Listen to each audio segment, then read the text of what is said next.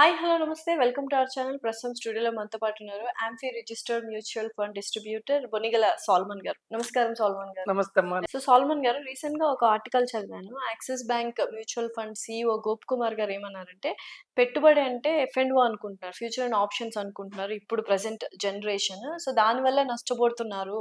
So investment అంటే అది కాదు, ఇంకా వేరే ఉన్నాయి, ట్రేడింగ్, ఇన్వెస్ట్మెంట్, వీటి గురించి క్లుప్తంగా తెలుసుకొని మీరు స్టాక్ మార్కెట్ లో ఎంటర్ అవ్వండి యంగర్ జనరేషన్ అంటున్నారు.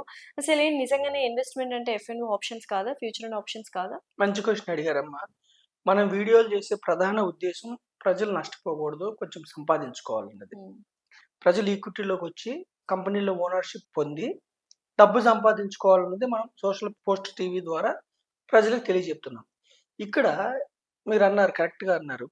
మొన్ననే యాక్సిస్ మ్యూచువల్ ఫండ్ ఎండి గారు, సిఇఓ గారు, ఎండి గారు ఏమన్నారంటే, యూత్ ఇప్పుడు after corona, after Covid, youth social మాధ్యమం ద్వారా చాలా మంది అవేర్నెస్ వచ్చింది. కరెక్ట్. చాలా డిమాట్ అకౌంట్లు పెరిగాయి, మార్కెట్లు ఇన్వెస్ట్ చేయడం మొదలు పెడుతున్నారు. దురదృష్టవశాత్తు వాళ్ళు ఏం చేస్తున్నారంటే ఎఫ్&ఓలో చేస్తున్నారు. ఇప్పుడు ఎఫ్&ఓ అంటే full form future and options. Future and options అమ్మ, ఇక్కడ మనం గమనించాల్సింది ఏమిటంటే, చాలా మందికి తెలుసు, అయినా తెలియని వాళ్ళ కోసం మళ్ళీ మనం అవేర్నెస్ ఇస్తున్నాము. ట్రేడింగ్ వేరు, ఇన్వెస్ట్మెంట్ వేరు. ట్రేడింగ్ అంటే ఏమిటంటే future and options trading, derivatives. అది దాంట్లో స్టాక్స్ కాదు. స్టాక్ పెరిగిద్దా తగ్గిద్దా అనేది తెలుస్తుంది అనే బెట్టింగ్. ఈ స్టాక్ ఈ నెలలో ఎంత పెరుగుతుంది, నెక్స్ట్ వచ్చే నెలలో ఎంత పెరుగుతుంది, ఆ పై వచ్చే నెల ఎంత పెరుగుతుంది, లేదా ఈ వారంలో ఎంత పెరుగుతుంది, బెట్టింగ్. అది లీగలైజ్డే, సెబీ అండర్లో నడుస్తాయి ఫ్యూచర్ అండ్ ఆప్షన్స్ కూడా.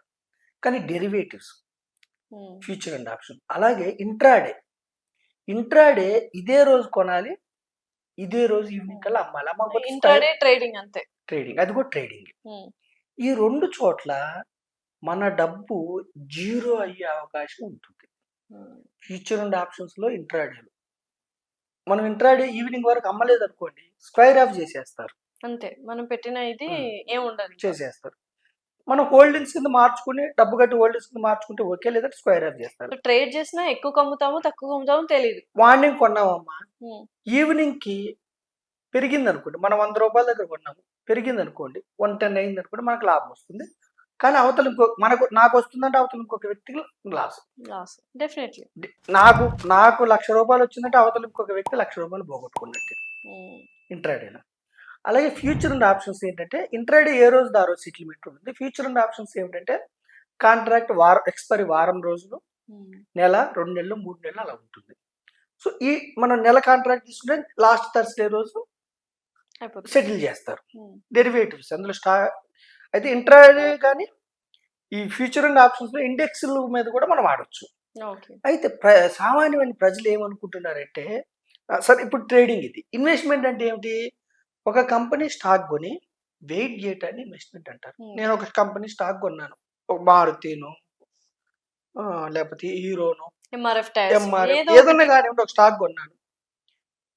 దీర్ఘకాలం ఉంచుకోదలుచుకుంటే ఓకే. లాంగ్ టర్మ్ అంటే ఎంత? అంటే స్టాక్ మార్కెట్ లో డైరెక్ట్ స్టాక్స్ కొంటే లాంగ్ టర్మ్ అంటే 1 year. మ్యూచువల్ ఫండ్స్ అయితే మినిమం 5 years ఉండాలి.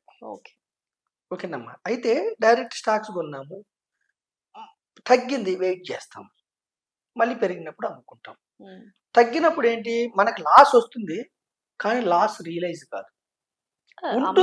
లాస్ వస్తుంది కదా, అలా ఫైన్, లాస్ వచ్చింది అని మనం మెంటల్ గా ఎమోషనల్ గేమే కదండి, ఎమోషనల్ గేమ్. అయితే ఇక్కడ అవకాశం ఏంటంటే, ఇప్పుడు నేను ఇక్కడ భూమి కొన్నానమ్మా బంజారా హిల్స్ లో, సపోజ్ గజం 2 లక్షలు కొన్నాను, 1,50,000 అయింది, వెయిట్ చేస్తాను పెరిగింది. ఇట్లాగే స్టాక్స్ కి ఏంటంటే ఇన్వెస్ట్మెంట్. స్టాక్స్ లో కూడా కొన్ని స్టాక్స్ దెబ్బతినే అవకాశం ఉంటుంది, కాబట్టి రోజు చూసుకోవాలి.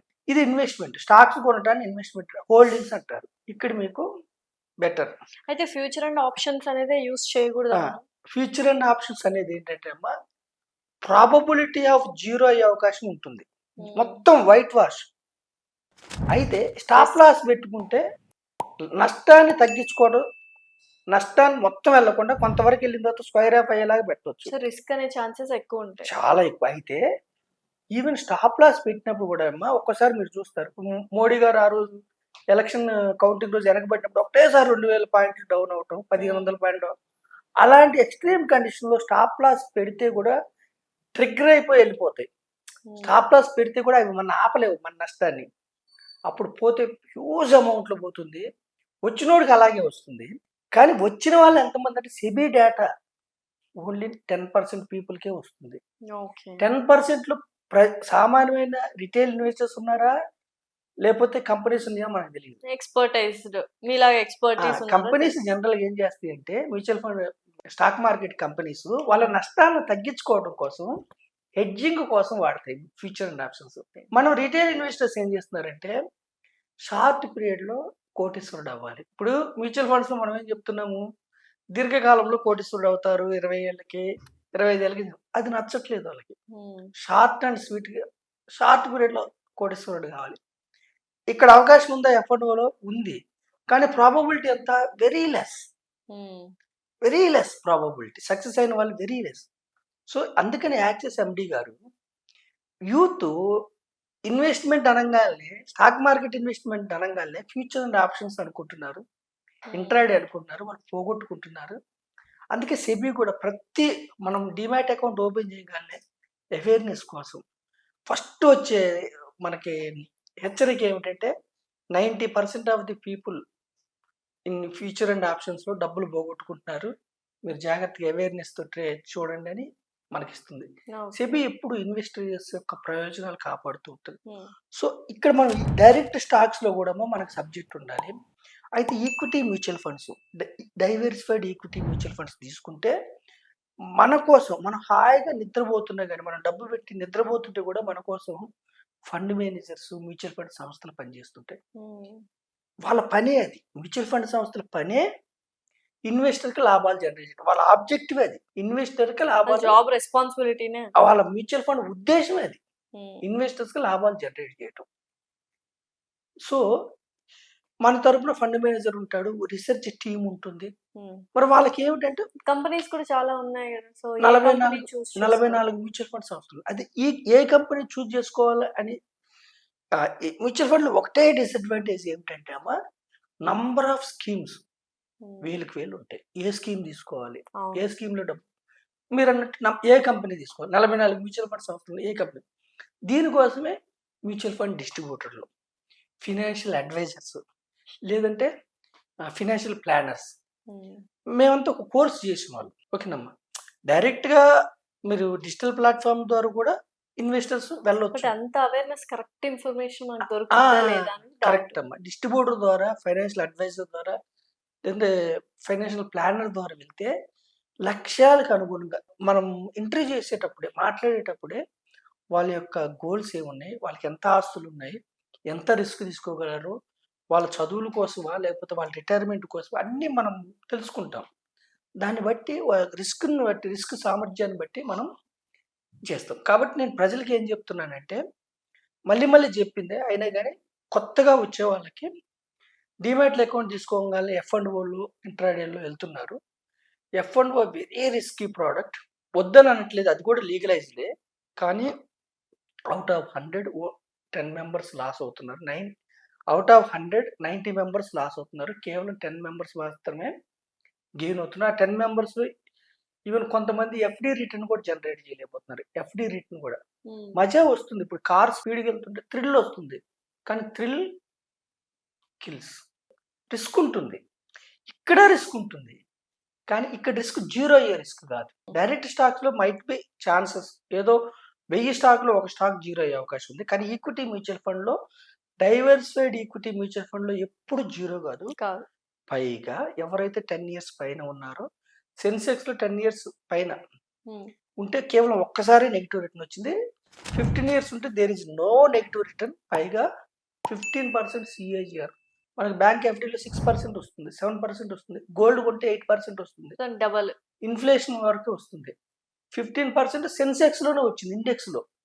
ఇంకా mid cap, small cap funds చూసుకుంటే, మీరు చూసుకుంటే ఇంకా ఎక్కువ రిటర్న్స్ ఉన్నాయి, మనం చెప్పడానికి లేదు.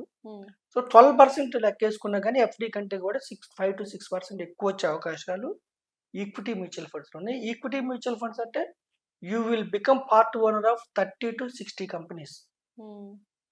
హాయిగా రైట్ రాయల్గా ఒక డిస్ట్రిబ్యూటర్ ద్వారా 30-60 కంపెనీలు మీరు పార్ట్ ఓనర్ అయితే హ్యాపీగా ఒక దీర్ఘకాలంలో మీరు వెల్త్ క్రియేట్ చేసుకోవడానికి చక్కని అవకాశం ఉంది. So investment is different, trading is different. ఈ యొక్క డిఫరెన్స్ మీరు గమనించి ఇన్వెస్ట్ చేసుకోవాలని మనకి మొన్ననే యాక్సిస్ మ్యూచువల్ ఫండ్ ఎండి గారు చెప్పారు. సెబీ చెప్తుంది. మాలాంటి డిస్ట్రిబ్యూటర్స్ కూడా మీలాంటి సామాన్యమైన వ్యక్తులు నష్టపోవద్దు.